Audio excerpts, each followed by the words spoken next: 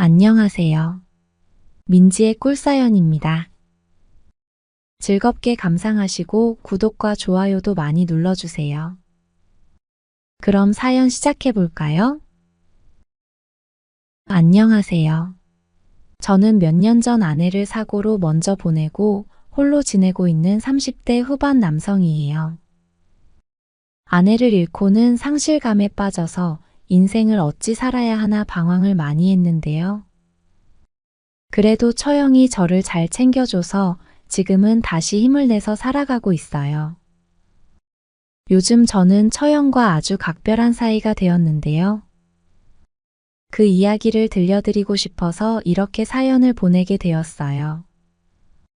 지방 출신으로 전문대학을 나온 저는 건설 현장 일을 하면서 살아가고 있었는데요. 군대를 제대하고는 안산 쪽으로 올라와서 혼자 자취를 하면서 지내고 있었죠. 저는 여자친구를 사귀어 본 일이 없었어요. 여자와 접점을 가져봤던 거는 전문대 다니던 시절 미팅 몇 번이 고작이었어요. 그러던 중 제가 30대 중반쯤 되었을 때 운명처럼 아내를 만나게 되었죠. 제가 자주 가던 동네 마트에서 캐셔로 일을 하던 아내를 만나게 된 건데요. 작은 체구에 친절하고 눈웃음이 매력적인 여자였어요. 평생 동안 첫눈에 반해본 사람이 아내가 처음이었죠. 좋아하는 마음만 가득했지 숫기가 없어서 마음을 표현은 못하고 어떻게 해야 할지 알 수가 없더라고요. 그저 아내가 일하던 마트에 물건을 자주 사러 가게 되면서 얼굴을 보는 걸로 만족해야 했죠. 그런데 수시로 마트에 들르고 계산할 때면 얼굴이 빨개져서 부끄러워하는 저를 보고는 아내가 제 마음을 눈치챘었나 봐요. 고맙게도 아내가 먼저 저에게 다가와 주었고 우리는 연인으로 발전하게 되었던 거죠. 친절하고 상냥한 인상만큼이나 아내는 좋은 여자였어요. 좋은 직장을 가진 것도 집안이 좋은 것도 아닌 저를 남편으로 받아들여 줬으니까요. 저도 집안 형편이 넉넉하지 못했지만 아내도 홀어머니 밑에서 자라다 보니 집안 형편이 썩 좋지는 못했어요. 우리는 그래도 사랑 하나로 부부가 되었고 서로 의지하면서 예쁘게 살아가게 되었죠. 제가 지내던 단칸방에서 신혼생활을 시작하게 되었어요. 아내는 둘이서 돈을 모아서 살림을 늘려가는 것도 재밌지 않겠냐면서 근사한 신혼집을 마련하지 못한 저를 이해해 주었죠. 그렇게 둘이 알뜰하게 모아서 방 2개짜리 빌라로 이사를 가고는 둘이서 얼마나 뿌듯해하고 기뻐했는지 몰라요. 더 열심히 일해서 형편이 좋아지고 나면 아이도 낳자고 약속도 해둔 상태였죠. 아내에게는 언니가 한 명 있는데요. 아내보다 3살 많은 처형은 얼마 전 이혼을 하고는 아내와 둘이서 같이 지내고 있었어요. 결혼 이후에 다시 혼자 지내게 되었던 처형은 우리 집에 자주 놀러 오면서 가깝게 지내는 편이었죠. 아내는 참하고 조용조용한 성격인데 반해 처형은 꾸미는 것도 좋아하고 무척 활달한 성격이었어요. 조금 덜렁대는 편이기도 했지만 처형은 분위기 메이커였죠. 같이 있으면 아내도 저도 웃을 일이 많아지는 편이었어요. 그래서 처형이 집에 놀러 오는 게 반갑기도 했고요. 서로 가까이 살면서 가족도 몇 없으니 아내도 이혼한 처형을 잘 챙기곤 했어요. 저도 처형을 친누나처럼 대했고요. 처형은 늘 제 등짝을 어루만지면서 제부처럼 등짝 넓은 남자를 만나서 다시 시집 가야 할 텐데 하면서 짓궂은 농담을 던지기도 했죠. 그럴 때면 아내는 제 등짝은 자기 거라면서 꿈깨라고 했고요. 그렇게 우리 셋은 정말 행복한 시간들을 보내고 있었어요. 그러다가 어느 날인가 하늘이 무너지는 듯한 소식을 듣게 되었죠. 제가 건설 현장에서 일하고 있는데 처형에게서 전화가 왔더라고요. 아내가 병원에 있으니 빨리 오라고요. 횡단보도를 건너다가 교통사고를 당했다고 했어요. 저는 당장 병원으로 달려갔는데 아내는 결국 저에게 마지막 인사도 남기지 못하고 떠나게 되었죠. 그 후로 저는 당분간 아무것도 제대로 할 수가 없었어요. 제 인생에서 아내로 인해서 정말 분에 넘칠 만큼 행복한 시간들을 보내고 있었는데 그런 아내가 한순간에 제 곁을 떠났다는 것이 믿기지를 않더라고요.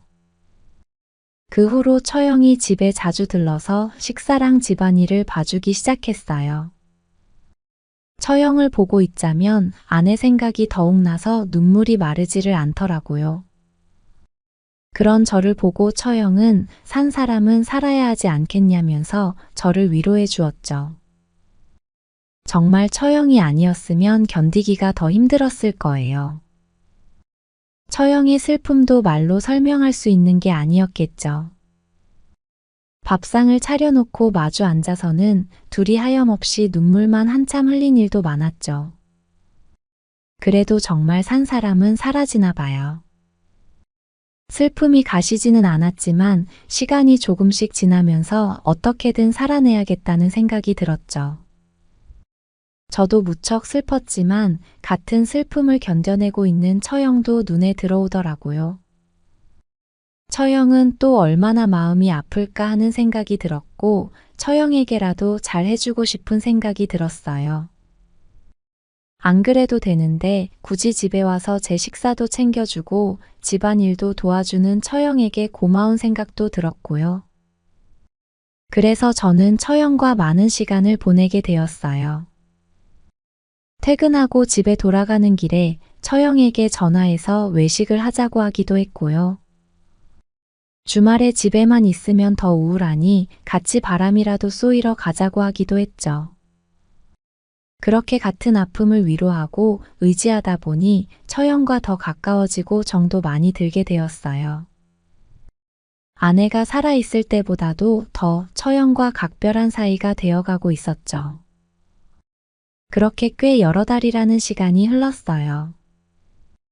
저도 아내를 보낸 슬픔에서 어느 정도는 빠져나와서 일상의 삶으로 조금은 돌아올 수 있었죠. 그러던 중 처형에게 일이 한 가지 터지고 말았어요. 고향 친구가 급하다고 부탁을 하는 통에 돈을 빌려줬는데 그 친구가 돈을 받고는 잠적을 해버렸다고 하더라고요. 혼자 사는 여자가 무슨 여윳돈이 있었겠어요. 살던 집 보증금을 담보로 대출받아서 그 돈을 빌려줬는데 고향 친구라는 작자가 뒤통수를 때려버린 거죠. 처형은 꼼짝없이 그 대출금을 갚아나가야 할 형편이었죠. 발만 동동 구르면서 난처해하는 처형을 보니 어떻게든 도와야겠다는 생각이 들었어요. 저는 많은 생각을 하다가 처형에게 그 집을 빼고 당분간 저희 집에 와서 지내라고 했어요. 한 달 벌어서 한 달 먹고 사는 형편인데 담보 대출금까지 갚고 있을 형편이 아닌 듯 했거든요. 어차피 저희 집도 방이 2개니 방 1개는 비어있는 상태였고요. 그렇게 처형과의 한집살이가 시작되었어요. 인생의 가장 힘든 순간을 같이 견뎌준 사람인데 그 정도는 충분히 해줄 수 있는 일이었죠. 그리고는 처형과 저는 백방으로 돈 떼먹고 도망간 친구의 행방을 찾아보기로 했죠. 처형과 같이 사는 건 나쁘지 않았어요.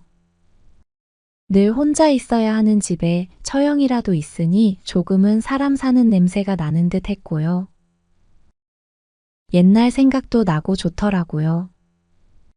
아내가 살아있을 때 처형이 종종 저희 집에 와서 자고 간 날들도 많았는데요.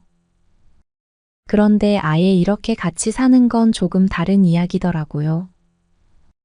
불편한 건 아니었지만 처형도 여자라고 매일 한 집에 있으면서 눈에 자꾸 보이니 안 좋은 점이 있더라고요. 처형의 속옷 빨래가 보인다거나 처형이 씻고 나온 후의 모습들을 매일같이 보다 보니 잊어버리고 지내던 남성성이 불끈 살아나기 시작했던 거예요. 저는 처형을 보고 무슨 생각을 하는 거냐고 스스로를 질책하면서 다른 생각으로 잊어보려고 애를 썼는데요. 한번 고개를 든 그 생각들은 쉽게 사그라들지를 않더라고요. 그러던 어느 날인가는 처형이 유독 몸매가 도드라지는 옷을 입고 있던 날이었는데요. 그날은 불쑥불쑥 올라오는 생각들을 도저히 견딜 수가 없더라고요. 그래서 그날 저녁 피곤해서 먼저 자야겠다는 핑계를 둘러대고 제 방으로 들어가서 스스로를 위로하는 시간을 갖게 되었어요.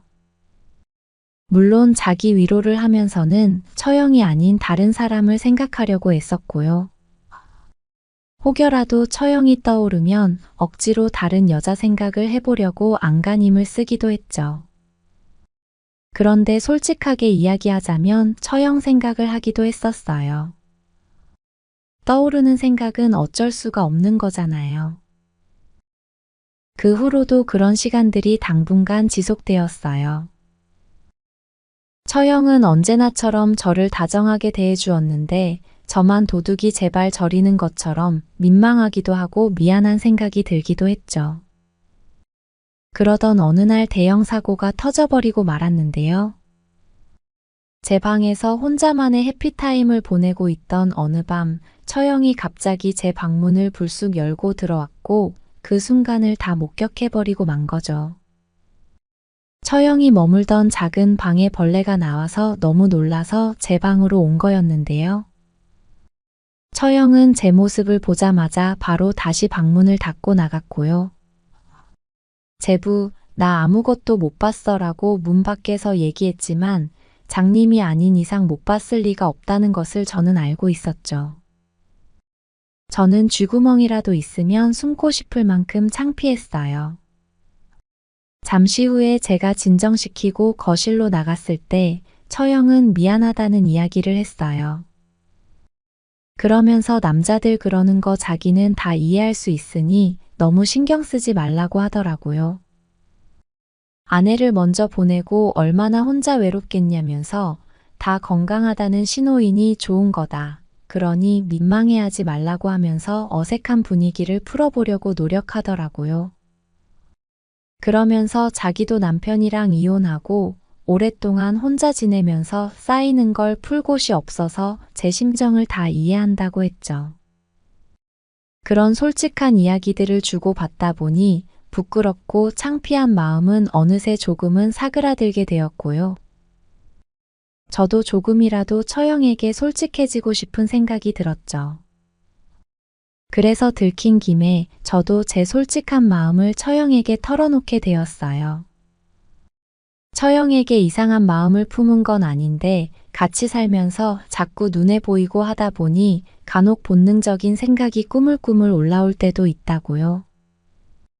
그랬더니 처형은 본인이 여자로서 매력이 있다는 거냐면서 오히려 기분 좋아하더라고요. 잠깐의 어색한 정적이 흐른 후에 처형은 저에게 조금 가까이 다가와 앉았어요.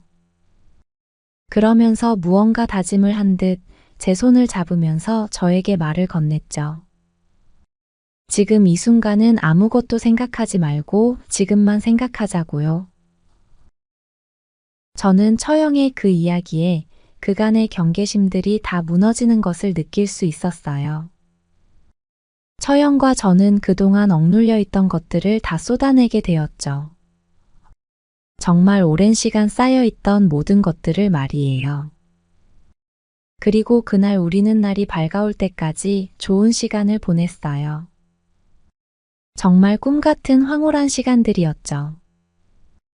그 후로 우리는 이전보다도 더 각별한 사이로 발전하게 되었어요. 서로의 빈자리를 채워주면서 말이죠. 그렇게 처형과 저는 아주 깊은 사이가 되어가고 있어요.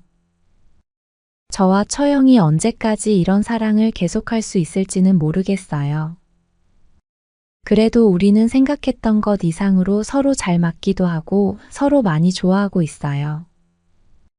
먼저 세상을 떠난 아내도 저와 처형을 이해해주지 않을까 생각을 해보기도 하고요.